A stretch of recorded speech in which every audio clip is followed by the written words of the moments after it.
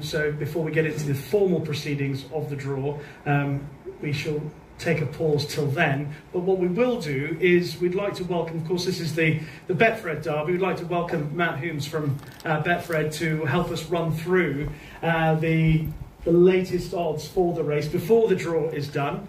Of course, we do know, hopefully most of you know, that 19 horses have been declared for this year's Betfred Derby. Matt, welcome. I'm going to give that to you. You're pretty useful with it. It should be on and working. It's a good rehearsal. Anyway, if it's not. It is, yeah. Well, yeah, we're good. Good to go. Excellent. What's the situation at this stage before the draw with the market for the Derby? Yeah, so we've got Delacroix as the favourite at 5-2. Then we've got Ruling Court chasing, obviously, the Triple Crown in there at 7-2. We've got Pride of Aristodante winners at 5-1. And the Lion Winter at 6-1. Obviously, that is all subject to change when the balls are pulled out by Martin and Willie very shortly. Okay. And how important would it be what Ryan rides? Massively, yeah. I think he's got a couple of hours still to decide, but we'll wait and see what Ryan's going to ride. That'll have a massive impact. Yeah. And with 19 runners, the draw's going to have a massive impact as well. So, although this is how we stand right now, I think it'll all change over the next half an hour or so. Okay, so sit tight. Don't go anywhere. Thank you, Matt. We'll be chatting to you a little bit later once the draw is done and you've made some alterations to the market. Welcome as well to all people with connections in this year's Betfred Derby. We'll hopefully speak to a couple of people a little bit later on this morning. I'd like to welcome up onto the stage an early introduction to two of my guests who will be helping me conduct the draw. Martin Dwyer and Willie Carson. Willie, if you don't mind just leaving your phone behind, you're just like all the kids these days. You're on your phone constantly. Reading about myself. Oh, what are you reading about yourself? I don't know. It's an article in the Racing Post. The rich list, apparently. The front runner. Well, what we thought we'd get you up here to give us a little bit of insight into how important the draw was. The draw is. The draw is very important. Stalls first used here in 1967. Were you in that race? Do you remember that? No. No, shame. Yes, the draw is very important because if you're drawn one, you're on the low side, and if you don't jump well, you have to go in behind them all because all the horses go over to the right. Yes. And then they go over to the left. So if you miss the kick, you're at the back. And that is possibly not the right place to be. Although I always thought, and I always did, was that in the Derby, the jockeys leave their brains in the weighing room and then go out and ride, and they go far too fast. So you have the tendency to keep a cool head and keep back and go the pace that suits your horse. You won the Derby 4 times. Only 4. You won the Oaks 4 times. Yeah. Okay. Which was the best ride that you gave in winning those 8 races? Yes, I remember. Erhard. Down the rail? Second last. Had Willie Ryan get knocked off. He ended up in the infield. He came out of the saddle like a bar of soap. Mick Canaan had squeezed him up on the second. The theatre. King's Theatre. King's Theatre. Yeah. And I went round the rail the whole way and just screamed at jockeys, "Let me go, let me go, let me go." And they did. They did? They did. And I came out at the furlong pole and went past Mick Canaan, who wasn't very amused afterwards. He wouldn't let you up his inside, would he? No, well, he came on his outside, actually. Anyway, the sequel to the story is it's my greatest ride nearly ever. Ever? Well, it's the Derby, isn't it? Yeah. And my owner loves his horses. This is Sheikh Hamdan Al Maktoum, loves his horses on the outside. And of course he comes off the stands and he says to John Dunlop, "Terrible ride." The Derby winning ride, the best ride that you've ever given a horse. And he said, "Terrible ride." My goodness. Martin, Sir Percy, similar route to down on the rail. Yeah, I had to go where the daylight was, and it was a full field that year, and it was a messy race. I got shuffled back, as Willie knows how hard it is to go around Epsom. I haven't won as many derbies as this great man, and didn't have a glittering career like he did, but I was lucky enough to win the 3 Group 1s at Epsom, and I'm proud of that, and I've got one over on him. Yeah, Willie, Martin was quick to point out when we arrived this morning that he's won all 3 Group 1s at Epsom, and you never won the Coronation Cup. That's a bit unfair. Yeah, there's another race you haven't mentioned I've never won, which is grind at me, out the Triumph. Yeah. So there's 2 big races that I didn't manage to win. There we go. But still. But you won a big one 4 times. Yeah, but when you rode that horse, Marcus Tregoning had just started training. Huh? What? Sir Percy. Oh, Sir Percy. Talking about the horse. He got really jarred up in the Guineas from the hard ground. Yeah, he did. Yeah, it was touch and go where he run in the Derby. Yeah, I was at the stables and he was in the solarium every day trying to get those muscles all softened up for the Derby. Do you remember I rode your filly in the Oaks? I rode a filly that was part owned by Willie in the Oaks one year. I bred her. He bred her, owned her. And he was working on BBC that day, and he got my name wrong. What did he call you? He called me Mark Dwyer. I was riding this horse, I've been riding all season, and he got my name wrong. Thanks, Willie. Tell us about the draw from your perspective, Martin. And I mean, Willie's highlighted the tricky nature of the course at Epsom, which is part of the joy of watching the race. Yeah, exactly. I mean, Epsom, that's why it's such a special race. It's run on a track that's so unique. I mean, if you brought someone over from America somewhere, they'd look at the race course and go, why would you build a race course here on the hill? It's just challenging. You start on the dog leg. Actually, the field runs in a straight line, but the course snakes around. So you go in a straight line, which takes you to the right-hand side, and then when you start crossing back to the rail, that's where it gets pretty dangerous. Your race can be gone. So for me, I was always happier drawn in the middle. If you're drawn low, you've got to either take your medicine and drop out last, and if they don't go quick, then you're in trouble.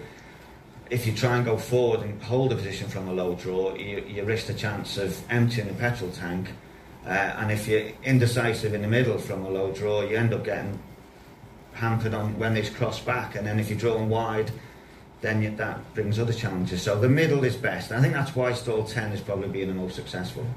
It's a true test of the thoroughbred, this race course. It's a true test. I've been having people on social media for the last 2 days. There's one thing that's missing from the true test was the gypsy camp. We used to canter down to past the rubbing houses, pull up, and go through the gypsy camp to the start. Well, they got black and white ponies tied to the rail while you're sitting on a thoroughbred. That was a test of the horse. Was that you, the horse, making those noises? Yes. The stallions. Did you get your palm read on the way through? You can lose a race going past those gypsy ponies. Yeah, but they don't have it now. No, it's not coming back, is it? Just confirmed by Andrew Cooper. But I've been saying for the last couple of days, I've been having rows with people saying, I think in terms of a test of a thoroughbred, the 1.5 miles at Epsom, whether it's the Oaks or the Derby or the Coronation Cup, it is the toughest test there is because of what they are asked to do. It's the stiffest 1.5 miles in the country. You have to go uphill, turn right, left, up to Tattenham Corner, descend downhill, and then the camber, and then that last bit of the race, the last furlong and a half where you're climbing to the line, the camber's coming into effect. It demands more of a horse than any other 1.5 mile test in the world, I think. You sound as though you rode round Epsom. Well, I could have done, really. You're surprised. I would have fallen off, probably. But is it?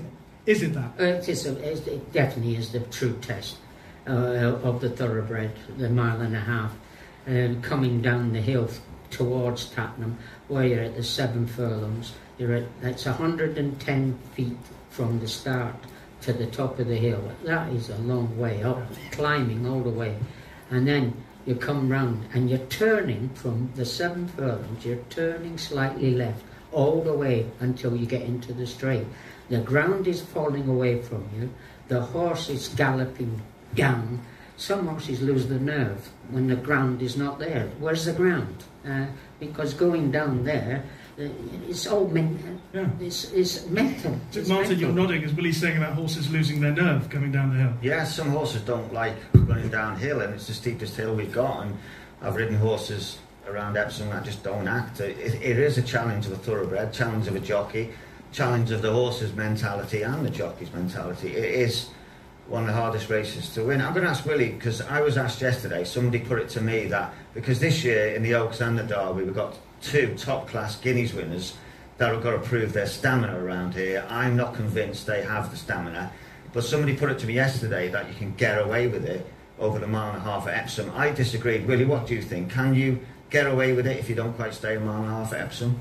I did on Nash one. He was a mile and a quarter horse, but he was lucky that the opposition wasn't brilliant, and he was a brilliant horse, but he got away with it. But I agree with you that you really need to stay a mile and a half at Epsom to win the race. The filly, the favourite in the Oaks this year, definitely will stay. I think I could nearly say definitely will win. But where's the Derby? I'm not so sure. We've got a few horses that haven't been this distance, and there's quite a few who have been bred for the distance, but they haven't got the ability. So it's a conundrum. Well, it's all about opinions at this stage, isn't it? But the one thing we can agree on, there's no hiding place at Epsom. No. So just before we... Another thing is... Oh, sorry. Another thing is, if you want to back the winner of a classic, just look at the jockey. Because there's only about 4 jockeys that top would always win this classic. They're on the best horse normally. They get the best ride. Okay. And that's just go for the best jockeys. Very rarely, you get people like this winning the Derby. Well done. Well done. And the connection. So, okay, just for the both of you, just before the draw is done, you could go back to the weighing room, put your silks on. Whose silks would you like to put on? Which horse would you like to be on board? In the Derby? Yeah. All right, I think I would go for the favourite, Delacroix. I think he's done it. He's going to stay. I'm just not quite sure about the Ballysacks race. Was it, the competition, were they strong? Slow time? Yeah, there's just that slight doubt. I'm like everybody. We're waiting to see what Ryan's going to ride. Yeah, okay. That's the big question. Okay. Martin? I agree with Willie Delacroix. I think he doesn't have to answer many questions where a few of the other runners do. He's solid. It might have been a workmanlike performance at Leopardstown, but I think he'll stay. He's got the right mentality. I think he's very good. I think he just ticks a lot of boxes for me. Okay. The 2-year-old form, Delacroix and Beckett's horse. Stanhope Gardens. There's only a half a length between them. And he had an easy prep race at Salisbury. Yeah. Could he be? What price is Stanhope Gardens? 16 to 1 with Betfred. Well, he's definitely an each way one. It's typical of you that you've chosen your ride, now you want to ride something else. As long as I don't try and get on it halfway around. Well, that's a private joke. It's just like being back on the BBC. Willie, thank you very much for now. We'll get you both back on. But ladies and gentlemen, a little taste of what's to come from Martin Dwyer and Willie Carson. You're ahead. Okay, so just to let you all know, Racing TV have just gone on air, so it won't be long till we are live on the channel and ready to conduct the draw for this year's Betfred Derby. I'll just wait for my cue.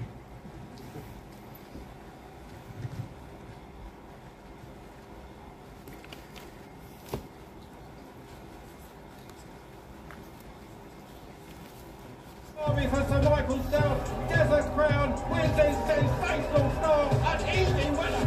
So look to the left, here comes Soul Sister, the Musadora winner. She's kicking away. Another farewell classic win.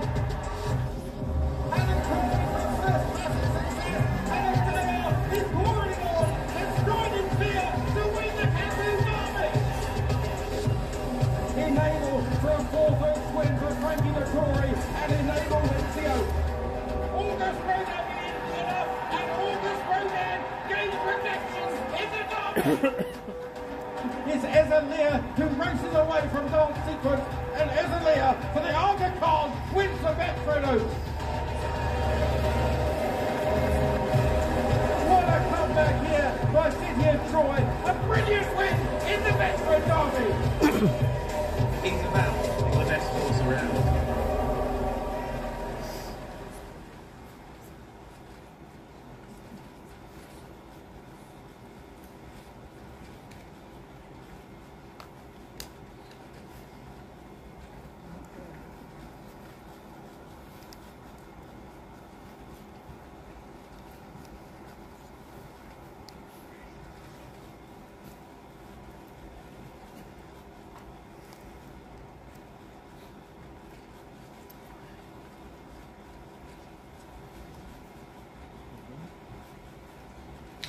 Ladies and gentlemen, welcome to the Epsom Picture House for the draw for the 2020-25 Betfred Derby. Looking forward to an exciting week in the build-up to one of the greatest sporting events in the world. We'll be conducting the draw this morning courtesy of our collaboration with the FA, who've kindly allowed us to use their materials to have the draw being done. We have two very special guests who will be helping us with that.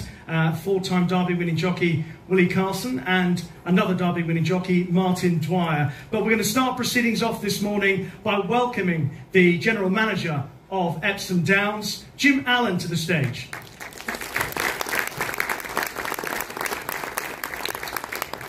Jim, I was lucky enough to speak to you on Sunday. I could tell your excitement about your first Derby in charge. The Betfred Derby, as we know, remains very high on people's agenda, particularly in the sport. But what is it that excites you, as someone who grew up in Croydon, to be in charge of it this year? Excuse me. I grew up going to derbies as a kid. It was the only day I missed a school, and it always was and still is the greatest horse race in the world, in my opinion. It's exciting. The track is a roller coaster. There's nothing like it in the world. You were talking to me about the challenges of managing a situation like a vast area of Epsom Downs. But what's the most thrilling part of being in charge and being part of all the build-up and the developments for this Saturday, Friday and Saturday?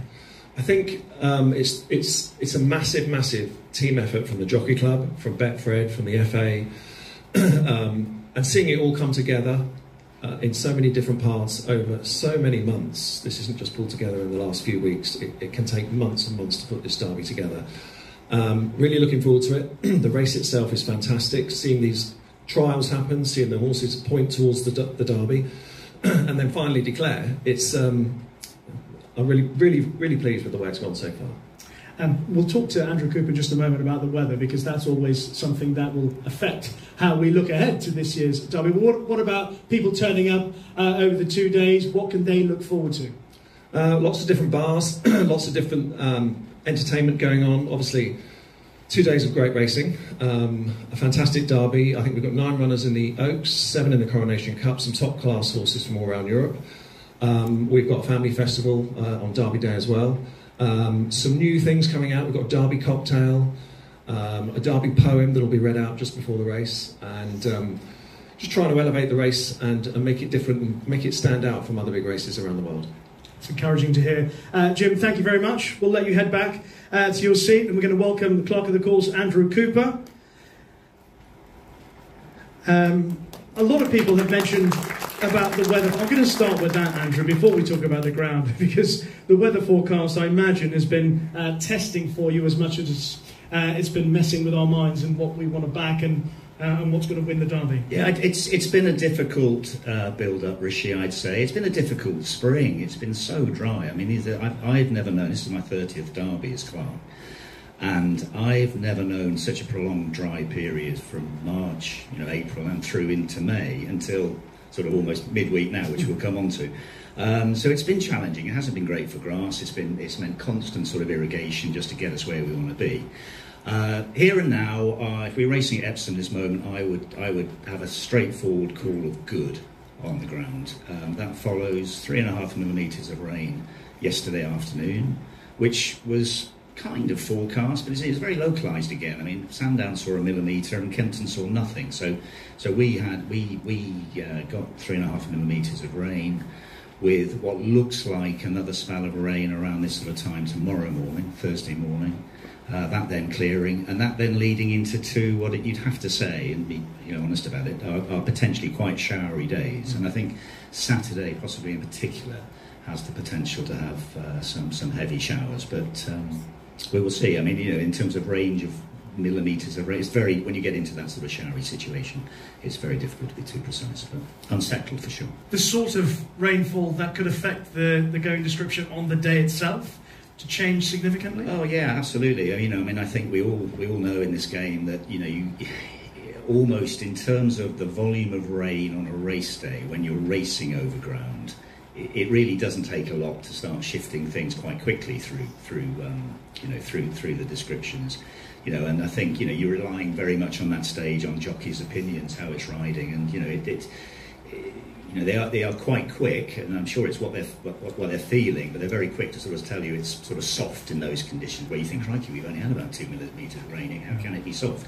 But you know, that's what they're feeling, and that's what we have to react to and interpret. So yeah, I can't see any scenario where we end up, certainly by Saturday, any quicker than good, and I think there's every indication we are going to be on the slower side to some degree through the 2 days. So, just to confirm, slower side of good, heading into the weekend, but unsettled forecast.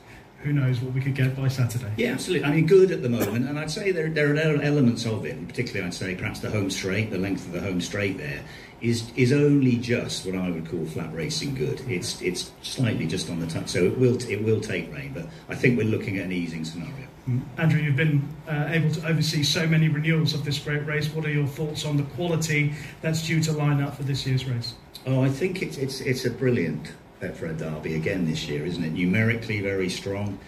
You know, I remember I reduced them. It used to be a 30-runner maximum, the Derby. One of the first things I did, 2 things. I reduced the size of the 1.5 races down to 20, which I think was enough, and I actually shifted the position of the starting stalls at the Derby start, which historically were sort of on the inside of the track, making that sort of shoot across that the lads were describing that much more. They're now in the centre. I just moved the stalls to the centre, which in a sense sort of lessens the route across, but when you get a big field, obviously it still has a concertina effect. So no, it's a brilliant, open, competitive, you know, fascinating race, as it always is.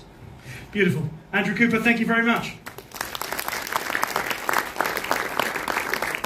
Okay, the 19 runners for this year's Betfred Derby are on the screen, and it's time to introduce my 2 helpers on stage. First of all, a man who won 1 renewal of the Derby on Sir Percy, 1 renewal of the Oaks on Casual Look, and 1 renewal of the Coronation Cup. He calls it his Epsom Group 1 Triple Crown. He won the Coronation Cup on Pile Driver. Ladies and gentlemen, Martin Dwyer.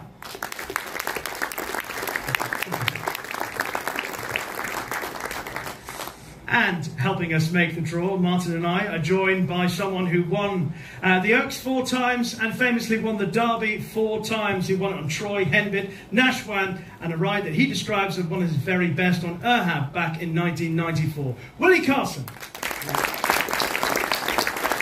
Hi, Alma.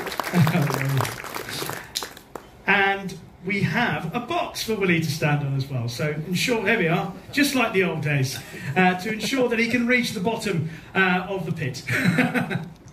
Thank you, Willie. Okay, so just very quickly run you through what we're going to do. Martin Dwyer is going to pick out the balls. By the way, thank you so much to the FA for their collaboration with the Jockey Club and allowing us to use their materials for the draw for this year's Betfred Derby. Martin will pick out the number from his bag, and then once he's chosen that number, I will tell you what that horse is, and Willie Carson will choose that horse's stall number for this year's Betfred Derby. So, away we go, Martin. You are picking first of all. The first horse you are going to draw out is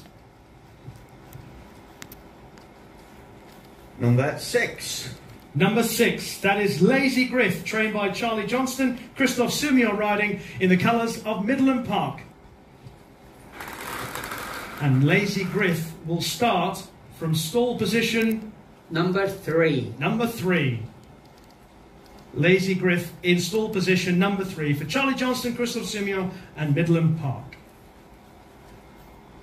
Next horse is number 13. Number 13. That is the 2,000 guineas winner. Ruling Court for Charlie Appleby, William Buick and Godolphin. Willie. That'd be a good It's one. an important one. Number 7. Number 7. Stall number 7 has had 3 winners for the Derby. The most recent being Anthony Van Dyke in 2019. Ruling Court trying to do what Nashwan did, of course, win the Guineas in the Derby. Number 19. Number 19. This is Tuscan Hills for Raphael Frere, David Egan and Ammo Racing. Willie. 6. Tuscan Hills will go into stall position number 6 for the Betfred Derby. 3 winners have come from that stall. North Light, the most recent, in 2004. Number 3. Number 3, Delacroix for Aidan O'Brien, Smith, Magnia, Tabor. Oh. No jockey chosen yet. 1 p.m. today, I believe. Oh. Number 14. Delacroix in stall number 14. Delacroix in stall number 14. 4 winners have come from stall number 14. Wings of Eagles for the same outfit back in 2017. Number 14. And number 14 is Sea Scout for Simon and Ed Crisford, Harry Davies in the colours of Abdullah Al Mansouri. Drawn in 18. 18 for Sea Scout. Ooh. Stall position 18. 1 winner from stall position 18. That was in 1978, Willie. Shirley Heights. Remember that? Oh, yes. Yeah? Yes. Okay. Next, horse number 4. Horse number 4. That is Green Storm. One of 2 runners in the race for Ahmed Al Sheikh. This horse trained by Charlie Johnston. Ridden by Billy Loughnane. Drawn in 8. Stall position number 8 for Green Storm. 3 winners have come from stall number 8, the last of which 2015, Golden Horn. Horse number 10. Horse number 10 is Nightwalker. One of 2 in the race for the Juddmonte team, John and Thady Gosling. Tom Marquand booked to ride Nightwalker. And he'll come out of stall 5. Stall number 5. 6 winners have come from that stall position, Camelot, the last in 2012. Horse number 12. Horse number 12 is Rogue Impact for James Owen, Luke Morris and the Rogues Gallery. Interesting. Pressure here. A little bit interesting. Oh. Sorry. Stall position number 1. It's not too bad, Willie. City of Troy came from there last year, and 5 winners have come from stall position number 1. Horse number 5. Horse number 5, Lambourne. Another for Aidan O'Brien. This one in the colours of Magnia, Tabor and Smith. The Lucky 10. Lambourne goes in stall position number 10, the most successful stall of all. 11 winners, and the last of which was Auguste Rodin in 2023. Number 11. Number 11, Pride of Arras, the Dante winner for Rafe Beckett, Ross Orion and Mrs. David Ackroyd.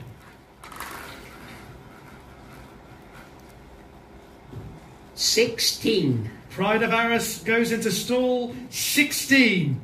There has never been a Derby winner from stall 16. Oh dear. Not yet, anyway. Horse number 1. Horse number 1 is Al Wassel Storm, the second runner in the race for Ahmed Al Sheikh. David Probert riding for trainer Owen Burrows. Lucky for some. 13. Lucky for some, you say. 13. Lucky for 2. Kayazi was the last winner for this race of the Brentford Derby back in 1988 from stall position number 13. Number 15.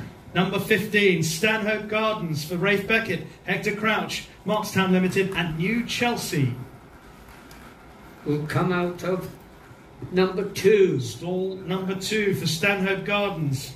Another stall where there's not been a winner from since starting stalls were used in the Derby since 1967. Number 8. Number 8, this is New Ground, one of 2 runners supplemented from France. Henri Davin, Alexis Pouchin, and the colours of Juddmonte. Will come out of stall 17. Stall 17 for New Ground. 2 winners have come from stall 17, the last of which was 1976 Emperor for Nelson Bunker Hunt. Number 7. Number 7. This is Midak, the second of the supplemented runners from France, Francis Henri Graffard, Michael Barcelona. Of course, this horse running in the colours of Aga Khan studs. This year's Betfred Derby run in honour of the late Aga Khan. Will come out of number 4. Stall number 4 for Midak. The last winner to come out of stall number 4 was the mighty See the Stars in 2009. 4 winners have come from that position. Number 17. Number 17. This is The Lion in Winter for Aidan O'Brien, Tabor Smith and Magnia. Let's hope he settles. Coming out of 19. The Lion in Winter will be coming out of stall number 19. Only one winner has come from stall number 19 since starting stalls were first used in 1967, and that was Royal Palace in 1967. Ridden by George Moore. Thank you. Number 18. Number 18 is Tornado Alert. Said Bin Saror, Asheen Murphy and Godolphin. Said Bin Saror trained Lamtara in 1995. Will come out of stall 11. Stall 11. 0 winners of the Derby from stall 11 since starting stalls were used. Next one's number 9. Number 9, Nighttime Dancer for Richard Han and Jamie Spencer, stall Pearl and AB. Will come out of number 9. Number 9 for Nighttime Dancer. 5 winners have come from stall number 9. Harzan, the last of those in 2016. I hope there are a couple of balls left in there. Number 16. Number 16, Tennessee Stud for Joseph O'Brien, ridden by Dylan Brown McMonagle for Westerberg, Tabor, Magnia and Smith. Will be coming out of stall number 12. Stall number 12.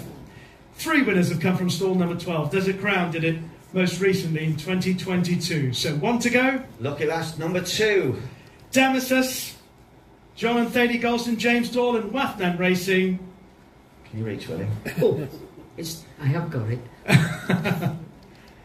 Stall 15. Stall 15 for Damasus, and stall 15 has produced 2 winners of the Derby at Sindar most recently back in 2000. So there we have it, the draw for this year's Betfred Derby. In stall number 1, Rogue Impact, 2 Stanhope Gardens, 3 Lazy Griff, 4 Midak, 5 Nightwalker, 6 Tuscan Hills, Ruling Court, the Guineas winner in 7, Green Storm in 8, Nighttime Dancer in 9, Lambourne in 10, Tornado Alert in 11, Tennessee Stud in 12, Al Wassel Storm in 13, Delacroix 14, Damasus 15, Pride of Arras, the Dante winner in 16, New Ground in 17, Sea Scout in 18, and the Lion in Winter is stuck on the outside in 19. First impressions of what you've seen. Any significant moves there? Worried about the Lion in Winter? Possibly Ryan's choice. Maybe drawing on the outside. Will he be able to settle? Because we saw him in the Dante where he was pulling far too hard at the start of the race. Yeah. I would say that... Ryan's going to ride Delacroix?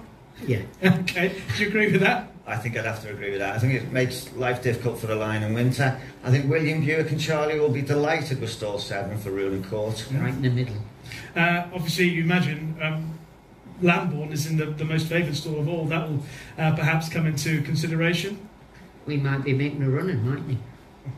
I don't know. You tell me. We'll find out on Saturday at the Betfred Derby. But thank you very much to Martin Dwyer and to Willie Carson for helping me with the draw. We didn't mess it up. Now, we do have some connections with us in here, and I wonder if it would be possible to ask Ahmed Al-Sheikh and Tony Elliott to come to the stage. I hope you're not too shy. I hope you wouldn't mind coming down to the stage to have a little word with me about your horses. Let's get them down. Ahmed Al-Sheikh has got 2 horses in the race, Al Wassel Storm, and of course he's also got Green Storm. Tony Elliott's got Rogue Impact. It's a first Derby runner for the Rogues. They had their first Oaks runner 3 years ago. Rogue Millennia ran okay in the Oaks. She finished 7th. Tony, come over here. Ahmed, welcome. And we'll hear from Matt about the result of what the market has done. Tony, I'll start with you. Welcome. Stall number 1.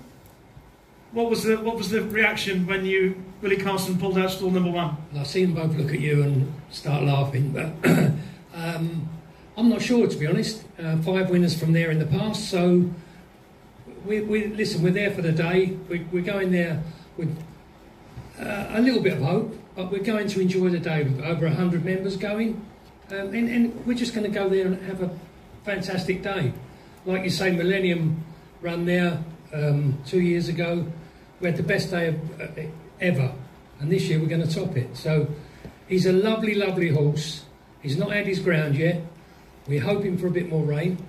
And 250 to 1, don't write him off. Seriously. At home, he worked this morning. Good story from Peter Chapelheim. He did some training. He was at Pete's to start with, and we've moved him to James Owen. Pete's been advising James Owen, and they both took it very, very well.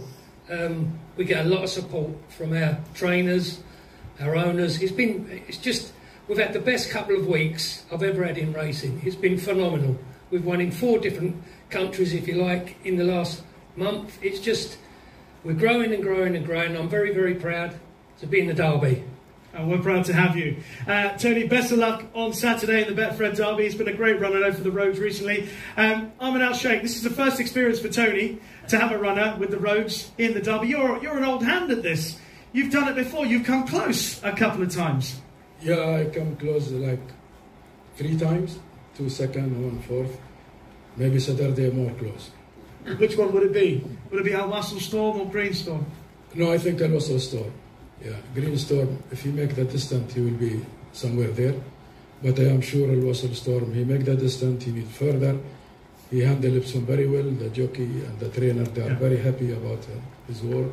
And interestingly enough, a lot of people have made quite a big deal about the fact of Al Wasl Storm's pedigree by Affinity, and people are saying he's bred for the jumps. Did you always believe that you had a horse good enough to compete at this level on the flat? I don't know why they say the horse jump, because all the horses come from flat. Yeah, they start in flat, then they move to jump of some of them. Maybe Willie Carlson or Martin, they know more than me, this thing. And he's by See the Star. And, then See the Star is one of the best horses. I don't need to go to jump. I read the pedigree always, and I see his pedigree is not jumping pedigree. That's why I chose him fall, and I wait 2 years for this day. Just heard Tony talking about having his first runner, or part of the team having their first runner at Epsom. What is it like? What is that experience like? Why is this race so important to you? Why do you want to win it so much? This is the best of the best races in the world. Everybody dream to be in the Derby and the big race. I like always the 1.5 mile distance, that's why. That's beautifully said. Ahmed Al Sheikh, Tony Elliott, thank you very much and best of luck in the Betfred Derby on Saturday. Matt, if I'd ask you to come back to the stage. So we started proceedings earlier today. We were talking to Matt a few moments before we started the show on Racing TV, and before we conducted the draw, talking about the market. Delacroix at the top of the market. I'm going to give you the mic because you seem to know what you're doing with it.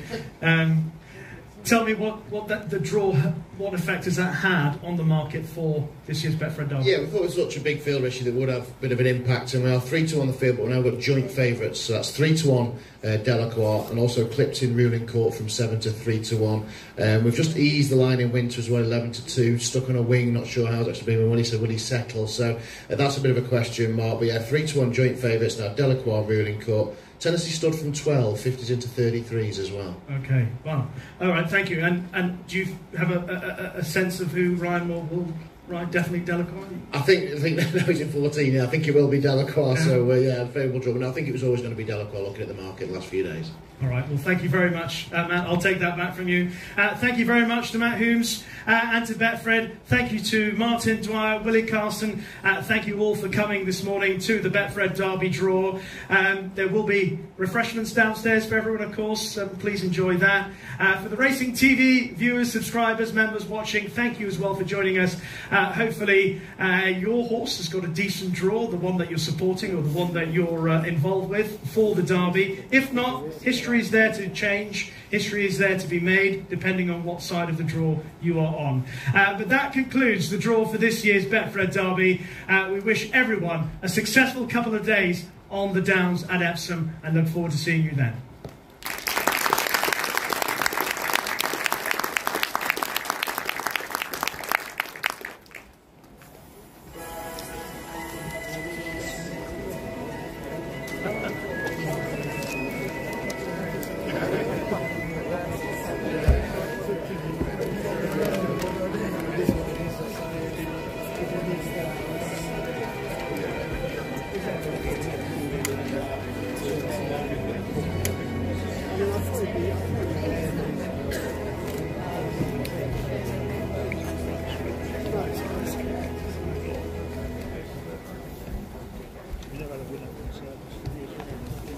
Saturdays always got to be their first time. I know it, but mine too. Hello, how are you?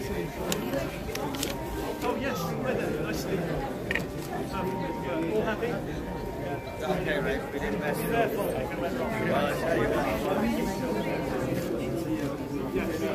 Well, Emma made it in. I kept hold of 20.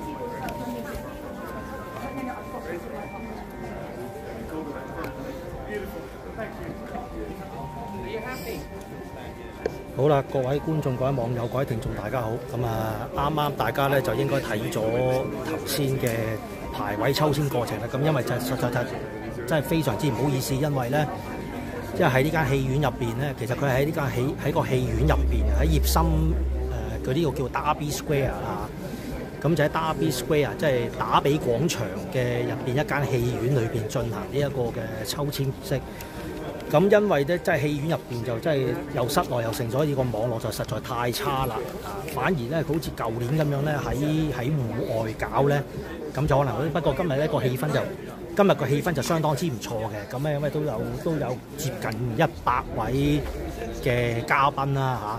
咁同埋又即係亦都有啲馬主嘅 connection 就嚟咗呢度啦。咁頭先大家睇到咧，即係主持嘅呢一位儀式嘅呢一位咧。咁就係阿 Richie Pesset 啦，咁亦都係我嘅老友記，佢亦都係即係 Racing TV 同埋 ITV 嘅主持嚟嘅。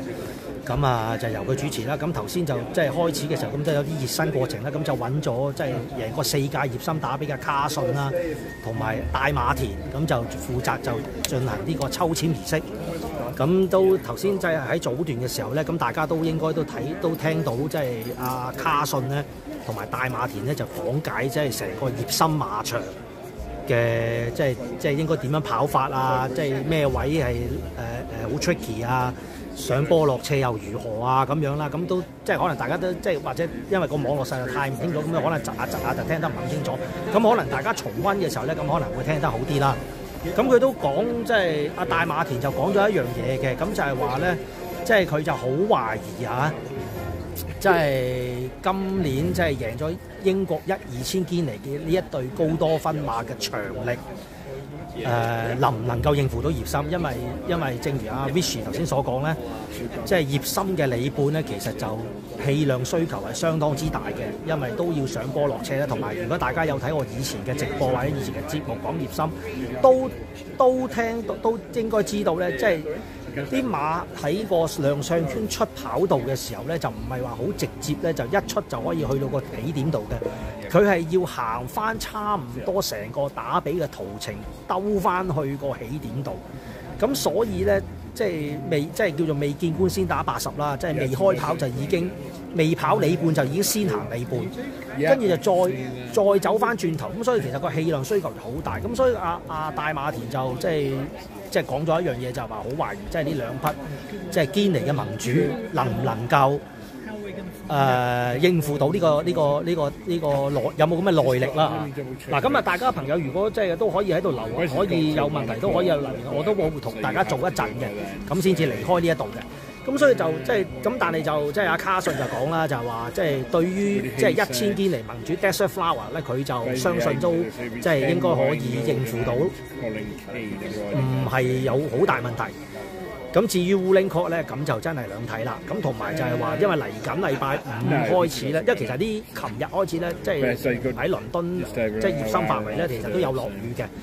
咁都即係之前咧嗰個我哋嘅即係葉森馬場嘅 Clerk of the Course 咁咧，同大家都預測咗。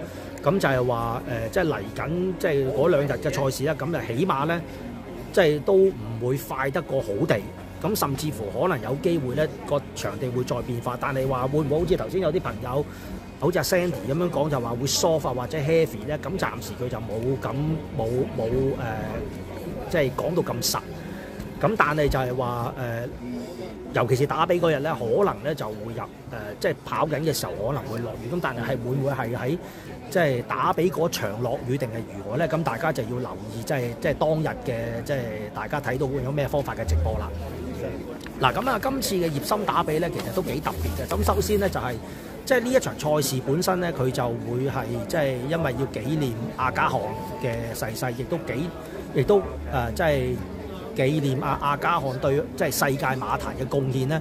咁所以今年嘅葉森打比咧，咁就會係即係再加多一個冠名，就係話即係紀念呢個阿加漢嘅。咁亦都可能因為咁樣咧，咁阿加漢咧就今次咧都有一匹馬咧就即係俾咗額外報名費而去參賽嘅。咁就係呢匹5號馬嘅 Middag 啦嚇。咁亦都好即係今年即係呢個打比都葉森打比都好熱鬧啦，因為除咗即係英國嘅騎師或者愛爾蘭嘅騎師之外咧，咁都有法國騎師即係參賽啦。咁當然頭先講阿加漢嗰匹 Middag 嘅咁就會係用翻佢嘅主帥巴米高啦。咁另外咧就仲有一匹咧就係Lazy Griff 啊。咁呢匹 Lazy Griff 即係而家係排4檔嘅馬咧，咁就會係用到蘇銘倫嘅嚇。咁所以咧即係嚟緊禮拜六咧，蘇銘倫同埋巴米高咧，咁就會嚟葉森即係亮相啦。咁到時又可以同佢哋寒暄下啦。咁頭先即係如果大家睇翻我嘅文字嗰度咧，咁應該我都將大部分即係馬匹嘅排檔咧，咁就講俾即係都話咗俾大家聽，或者我容許我就喺度重複一次，即係嗰個檔位嘅情況啦嚇。嗱，咁1號馬嘅 Elwar Storm 咧，1號馬咧就排13檔，2號嘅 Damicus 咧，咁就係即係高士登嘅馬咧，咁就係排15檔，3號嘅 Delacroix 咧，即係而家嘅賽前大熱門。咁但係咧，惡百人嘅幾匹馬當中咧，而家就莫亞就仲未公佈會跑邊匹，會騎邊匹。咁而家 Delacroix 咧，咁就排14檔嘅。咁至於4號馬 Green Storm 咁Billy 仔就會首次喺呢個葉森打比亮相啦。咁呢匹係大冷門嚟㗎，即係而家英國呢邊都差唔多係200倍嘅大冷門啦。咁呢匹 Green Storm 咧就排8檔。5號馬嘅 Lambon， 咁另一匹嘅惡百人嘅馬咧，咁就排10檔。6號馬嘅 Lazy Griff 頭先都講過啦，咁就用上蘇銘倫啦、張柱棟Charlie Johnston 嘅賽區啦，咁就排3檔。咁跟住7號嘅 Middag 咧，頭先講過咧就排4檔啦，巴米高啦就用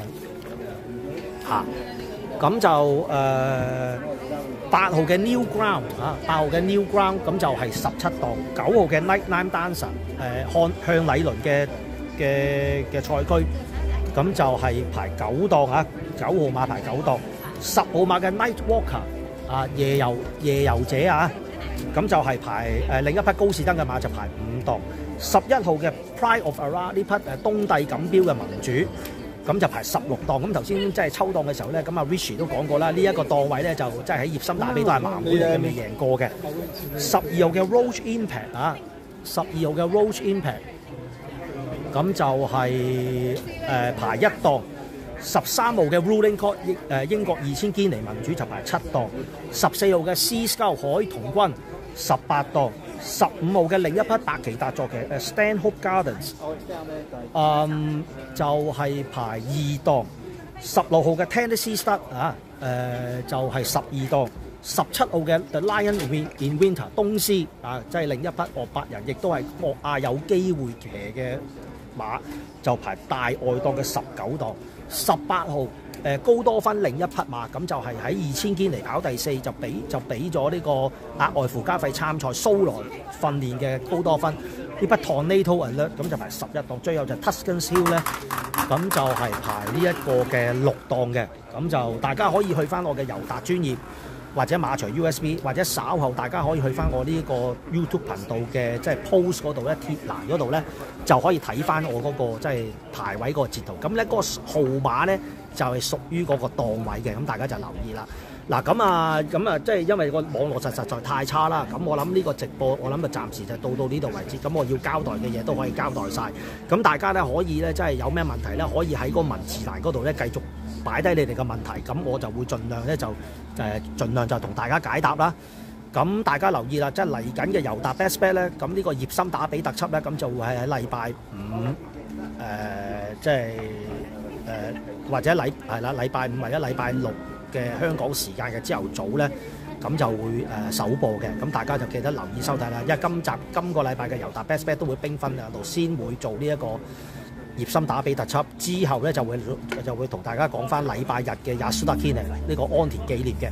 咁希望大家就多多支持啦，繼續支持尤達頻道，繼續支持尤達師兄，記得多啲請我飲咖啡，同埋登記成為我哋癲馬路路發嘅會員，因為我哋嚟緊呢幾日嘅 tips 咧，咁都會喺翻癲馬嘅師兄出馬嗰度咧，就同大家即係轉播即係轉貼啦。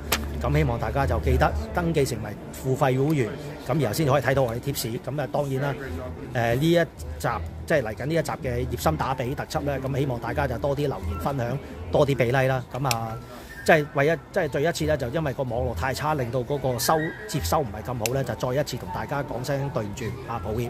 咁就再一次多謝大家收睇呢一個特別嘅直播。咁今個直播咁而家就呢個直播就到呢度為止啦。咁即係嚟緊大家跑馬地賽事就祝大家好運。咁我哋就下一條片再見，拜拜。